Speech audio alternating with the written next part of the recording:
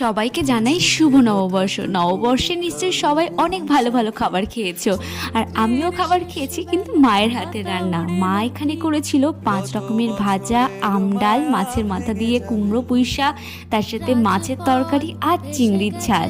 এখানে ভাতটা আমি আমার মতো নিয়েছি, আর এখানে দেখি শাকের সাথে দিয়ে দিয়েছে উচ্ছে, তারপরে পটল ভাজা, বেগুন ভাজা, মাছ ভাজা আর স্যালাড, আর তার সাথে এই যে কুমড়ো পুঁই শাকের ঘ্যাঁটটা নিয়ে নিয়েছি।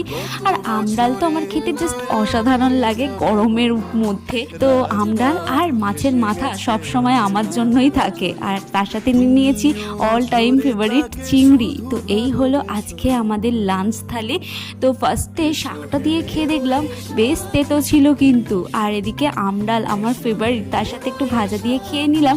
আর মাছ ভাজাটা মা লঙ্কা দিয়ে ভেজেছিল, দারুণ লাগছিল। আর এই যে মাছের মাথাটা ভালো করে খেয়ে চিংড়ি দিয়েই শেষ করলাম আমাদের নববর্ষের খাওয়া দাওয়া।